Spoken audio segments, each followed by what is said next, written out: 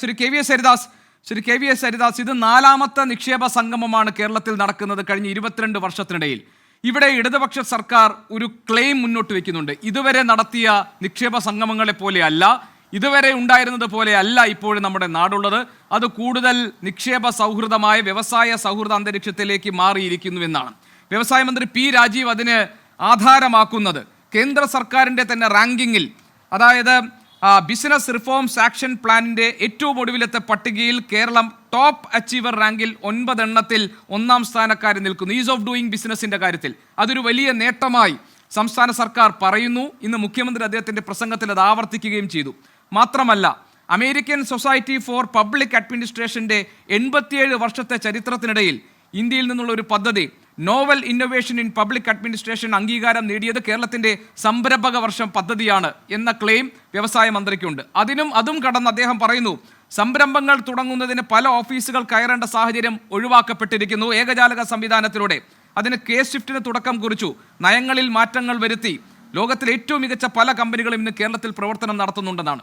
ഈ അവകാശവാദങ്ങളുടെ മുകളിൽ ഇരുന്നു കൊണ്ടാണ് സംസ്ഥാന സർക്കാർ പറയുന്നത് വ്യവസായ സൗഹൃദ സംസ്ഥാനമായി നമ്മുടെ നാട് മാറിക്കഴിഞ്ഞിരിക്കുന്നു, അതിൻ്റെ വികസനത്തിൻ്റെ അടുത്ത പടിയിലേക്ക് നമ്മൾ കടക്കുകയാണെന്ന്.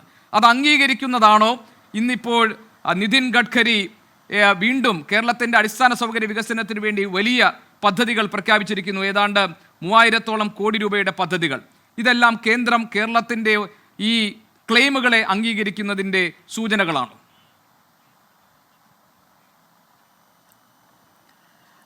ഗോപി, ഞാൻ വളരെ പോസിറ്റീവ് മൈൻഡ് സെറ്റോടുകൂടി തന്നെ ഈ ചർച്ച തുടങ്ങാനാണ് ആഗ്രഹിക്കുന്നത്. കേരളം നന്നാവണമെന്ന് നമ്മളൊക്കെ ആഗ്രഹിക്കുന്നു. പക്ഷെ കേരളം നന്നായിട്ടില്ല ഇതുവരെ എന്നുള്ള യാഥാർത്ഥ്യവും നമ്മുടെ മുമ്പിലുണ്ട്. കേരളത്തിൽ മാറ്റങ്ങൾ ഉണ്ടാകണമെങ്കിൽ ആദ്യം മാറേണ്ടത് ഇവിടുത്തെ ഭരണകക്ഷിയാണ്, മുഖ്യമന്ത്രിയുടെ പാർട്ടി തന്നെയാണ്. അതിലും എനിക്ക് തോന്നുന്നു സാമാന്യ ബോധമുള്ള ഒരു മലയാളിക്കും രണ്ടഭിപ്രായം ഉണ്ടാവാൻ സാധ്യതയില്ല. ഇവിടെ ചില മാറ്റത്തിൻ്റെ ചില സൂചകങ്ങൾ CPM പ്രകടിപ്പിക്കുന്നുണ്ട്. മുഖ്യമന്ത്രിയുടെ ഇന്നത്തെ പ്രസംഗം അതിനൊരു ഉദാഹരണമാണ്.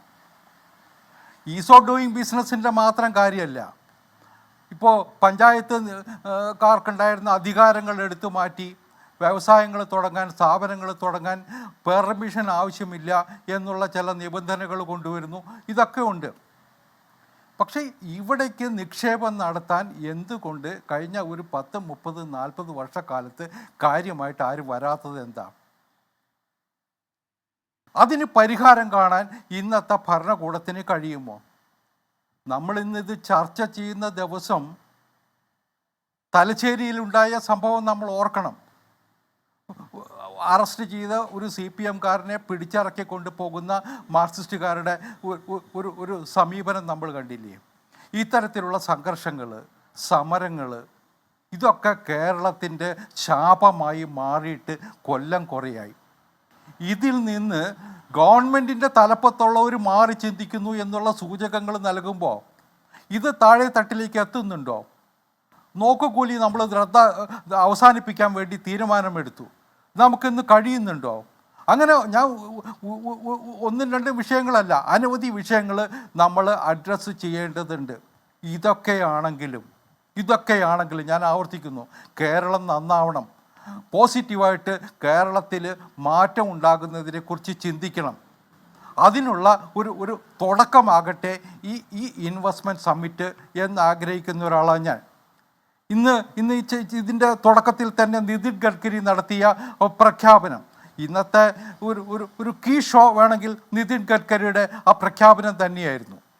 കേന്ദ്രമന്ത്രി പീയൂഷ് ഗോയൽ ഉണ്ടായിരുന്നു ഇവിടെ. ഞാൻ ആ സമ്മേളന വേദിയിൽ ഉണ്ടായിരുന്ന ആളാണ് ഇന്ന് രാവിലെ. പീയൂഷ് ഗോയൽ ഉണ്ടായിരുന്നു. ഗോയൽ എത്ര പോസിറ്റീവായിട്ടാണ് ഈ ഇൻവെസ്റ്റ്മെൻറ്റ് സമ്മിറ്റിനെ കണ്ടത്. കാരണം നരേന്ദ്രമോദിയുടെ കൺസെപ്റ്റ് രാജ്യം മുഴുവൻ വികസനം ഉണ്ടാക്കണം, വികസനത്തിന് അനുകൂലമായ അന്തരീക്ഷവും സാഹചര്യവും ഒരുക്കണം. അതുണ്ടായാലേ രാജ്യം വികസിക്കുകയുള്ളൂ. രാജ്യത്തിൻ്റെ വികസനം എന്ന് പറയുന്നത് മുഴുവൻ സംസ്ഥാനങ്ങളുടെയും കൂടി വികസനമാണ് എന്ന കൺസെപ്റ്റാണ് നരേന്ദ്രമോദി മുന്നോട്ട് വച്ചിട്ടുള്ളത്. അതുകൊണ്ട് തന്നെയാണ് ഓരോ സംസ്ഥാനത്തിനും ആവശ്യമുള്ള വികസന പദ്ധതികൾ കൊടുക്കാൻ കേന്ദ്ര സർക്കാർ മടിക്കാത്തത്. ഇപ്പോൾ നാഷണൽ ഹൈവേ ഡെവലപ്മെൻറ്റിൻ്റെ കാര്യം പറഞ്ഞു. ഇത്തവണത്തെ ബഡ്ജറ്റിൽ റെയിൽവേക്ക് മുൻകാലങ്ങളിൽ ഒന്നുമില്ലാത്ത വണ്ണമുള്ള തുക നീക്കിവെച്ചില്ലേ? അങ്ങനെ എല്ലാ മേഖലകളിലും കേരളത്തിന് അനുകൂലമായ ഒരു നിലപാടും സമീപനവും കേന്ദ്ര സർക്കാർ സ്വീകരിക്കുന്നുണ്ട്. എന്ത് ആവശ്യമുണ്ടെങ്കിലും കൊടുക്കാൻ തയ്യാറുമാണ്, എന്ത് സഹായം വേണമെങ്കിലും ഈ കാര്യത്തിൽ കൊടുക്കാൻ തയ്യാറുമാണ്, അതും വ്യക്തമാക്കിയിട്ടുണ്ട്. പക്ഷേ ഇവരെ കൊണ്ട് ഇത് ചെയ്യാൻ പറ്റുന്നുണ്ടോ? ഇവർക്കിത് ചെയ്യാൻ പറ്റുമോ? അതാണ് കേരളം ഉറ്റുനോക്കുന്നത്. ഇവിടെ ഞാനൊരു കാര്യം കൂടി ഞാൻ പോസിറ്റീവായിട്ട് സൂചിപ്പിക്കാം. നമ്മുടെ ഗ്യാസ് പൈപ്പ് ലൈൻ വന്ന സമയത്ത്, അതിൽ പിണറായി ഗവൺമെൻറ് വരുന്ന സമയത്ത് ആദ്യം നരേന്ദ്രമോദി പറഞ്ഞത് അതാണ്, നിങ്ങളത് പൂർത്തിയാക്കുക ആ ലൈൻ, നിങ്ങൾക്ക് കേരളത്തിന് വരുമാനം ഉണ്ടാകുന്ന കാര്യമല്ലേ LNG ഗ്യാസ് പൈപ്പ് ലൈൻ. അത് പൂർത്തിയാക്കാൻ പിണറായി വിജയൻ അന്ന് ആ പദ്ധതിയെ എതിർത്തിരുന്നവരെ ഒരർത്ഥത്തിൽ നേരിട്ട് കൊണ്ട് അത് നടപ്പിലാക്കാൻ പിണറായി വിജയൻ മുന്നോട്ട് വന്നു. ദേശീയപാത വികസനത്തിൻ്റെ കാര്യത്തിൽ നമ്മളത് കണ്ടു. നമ്മുടെ പഴയ മംഗലാപുരം, ഇപ്പോൾ ബോംബെയിൽ നിന്ന് കൊച്ചി ഇടപ്പള്ളി വരെയുള്ള ദേശീയപാതയുടെ വികസനത്തിന് എത്ര വട്ടം സ്ഥലം അക്വയർ ചെയ്യാൻ വേണ്ടി ശ്രമം നടത്തി. പഴയ കാലത്ത് മൻമോഹൻ സിംഗിൻ്റെ ഗവൺമെൻറ്റിൻ്റെ അടുത്ത് പോയിട്ട് നമ്മൾ ഇതിൻ്റെ വീതി കൂട്ടരുതെന്ന് പറയാൻ നിവേദനവുമായിട്ട് പോയതുപോലും നമ്മൾ ഓർക്കുന്നുണ്ട്. പക്ഷേ പിന്നീട് അതിൻ്റെ വീതി കൂട്ടിക്കൊണ്ട് സ്ഥലം അക്വയർ ചെയ്തുകൊണ്ട് ആ പദ്ധതി നടപ്പിലാക്കാൻ കേന്ദ്ര സർക്കാരുമായിട്ട് സഹകരിച്ച പിണറായി വിജയനെ നമ്മൾ കണ്ടിട്ടുണ്ട്. അപ്പോൾ ചില കാര്യങ്ങളിൽ ചെയ്യാൻ കഴിയുന്നത് ചെയ്ത് കാണിച്ചിട്ടുണ്ട് ഇവർ. പക്ഷെ പലപ്പോഴും മാർക്സിസ്റ്റ് പാർട്ടിയുടെ ഒരു കൾച്ചർ ഉണ്ടല്ലോ. ശരി, അത് മാറുന്നുണ്ടോ അല്ലെങ്കിൽ അത് മാറി വരുന്നുണ്ടോ, അതിന്റെ സൂചനകളുണ്ടോ എന്നുകൂടിയാണ് KVS നമ്മൾ ചർച്ച ചെയ്യുന്നത്. അവർ തയ്യാറാകുന്നുണ്ടോ എന്നതാണ്